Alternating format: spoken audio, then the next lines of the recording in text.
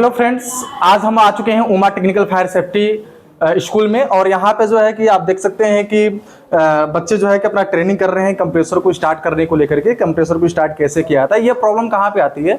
जैसे कि मान लीजिए विंडोज एसी हो या स्प्लिट एसी हो, उसके अंदर का कंप्रेसर चल नहीं रहा है, तो उसको चेक किया जाता है कि कंप्रेसर कैसे चलेगा कैसे नहीं चलेगा।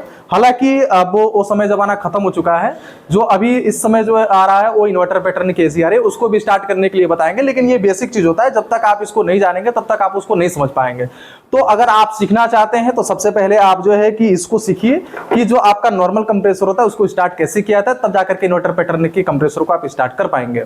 दूसरी बात ये कि अगर आप सीखना चाहते हैं आकर के, तो आप Uma technical fire safety college पे आकर के आप ट्रेनिंग ले सकते हैं, आप सीख सकते हैं। ये जो है आपका देवरिया अमरज्योति रोड पे है, आप कॉल करके भी संपर्क कर सकते हैं। ठीक है, तो आइए अब इसके बारे में चलते हैं कि इस कंप्रेसर को स्टार्ट कैसे किया जाता है। ये आपका जो है इसके अंदर आपको मैं एक डाटा शेयर कर दूंगा, आप हमारे व्हाट्सएप पे आप मैसेज कर सकते हैं, वहां पे डाटा शेयर हो जाएगा कि कितने का कंप्रेसर रहेगा तो कितने का कैपेसिटर यूज करेंगे, और कितना बीटीयू रहेगा तो कितने टन की एसी होगी। आइए अब बात करते हैं कंडेंसर के ऊपर। तो यहाँ पे आप देख सकते हैं कंडेंसर कितने वेव का है, इसमें कंडेंसर कितने वेव का इस्तेमाल किया गया जी, 36 MFD का।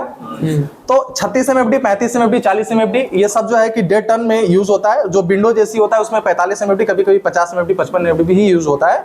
तो ये आपका कैपेसिटर, इसका डाटा मैं आपको भेज दूंगा। आप हमारे इंस्टाग्राम पे भी जुड़ सकते हैं, वहां पे मैसेज कर सकते हैं, कमेंट में अपना नंबर डाल देंगे तो भी मैं आपको संपर्क करके उस पर जरूर भेज दूंगा।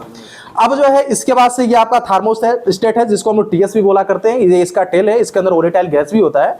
इसके साथ साथ में ये आपका जो है थर्मोस्टेट, ये आपका पुश बटन होता है। अगर हम इसको बंद कर देते हैं तो जो आपका एसी होता है वो आपका कूलिंग करना बंद कर देता है, क्योंकि कंप्रेसर पे सप्लाई जाना बंद हो जाता है। इसको हम लोग सिलेक्टर स्विच बोलते हैं। हालांकि आज के रेट में इसका प्रयोग नहीं है, लेकिन बच्चों को ट्रेनिंग दिया जा रहा है, इसलिए इसका प्रयोग करना बहुत जरूरी है।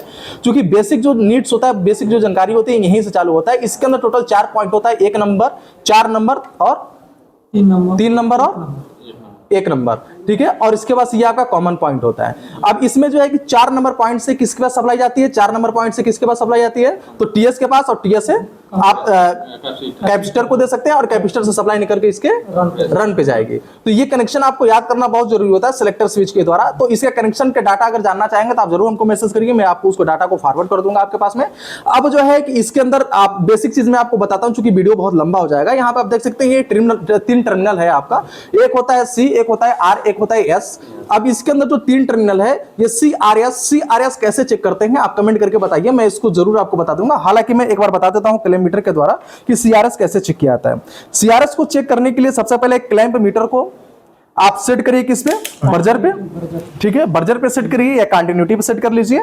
बर्जर कंटिन्यूटी एक ही चीज है, इसको सेट कर लीजिए। अब इसके बाद से आप ये दोनों प्रोब, इसको हम लोग प्रोब बोलते हैं, ठीक है, दोनों प्रोब को लगाएंगे तो इसके अंदर आवाज आएगा, देख सकते हैं, सुन सकते हैं, ये आपकी आवाज आएगी। और इसके अंदर आपका मैपिंग होने लगेगा कि ये कितना कंटिन्यूटी बता रहा है। तो आप अगर इसको चेक करना चाहेंगे तो इजीली, बहुत प्रोसेस आसान है, मैं अभी आपको उसको चेक करके बता दूंगा अपने बोर्ड के ऊपर। ठीक है, तो आप CRS से कर सकते हैं। इसके अलावा कैपेसिटर की मैं बात करूं तो कैपेसिटर के ऊपर 2 पॉइंट होता है, एक होता है इनपुट, दूसरा होता है आउटपुट। इनपुट के ऊपर हमेशा 4 टर्मिनल होते हैं, कभी कभी 2 भी होता है, तो हम लोग उस पर कहीं से भी सप्लाई दिया जा सकता है, कहीं भी लिया जा सकता है, उसमें कोई बहुत बड़ा इशू नहीं होता है। अब इसके अंदर 4 टर्मिनल है, तो 4 टर्मिनल के अंदर देख सकते हैं ये सप्लाई फैन मोटर को भी लेने के लिए, ठीक है। और जैसे यहाँ पे सप्लाई ज्यादा डिस्ट्रीब्यूट होता है, जैसे कि मान लीजिए आपने थर्मोस्टेट से इसके अंदर इनपुट किया, उसके लिए एक टर्मिनल होगा।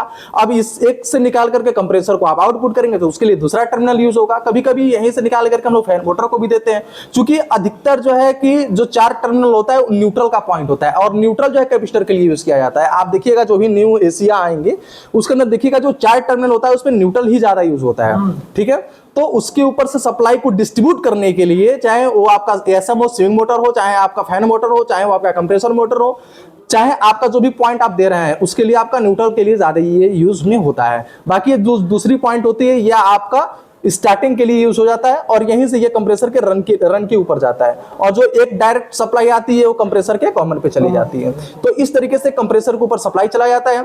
बाकी आप सेलेक्टर स्विच को कैसे डिस्ट्रीब्यूट करेंगे, सेलेक्टर स्विच को अगर एक बार आप दबाएंगे तो क्या क्या काम करेगा, फैन मोटर कैसे वर्क करेगा, ये कैसे वर्क करेगा, इसका पूरा लंबा प्रोसेस है, आपको इसको बोर्ड पे सीखना होगा।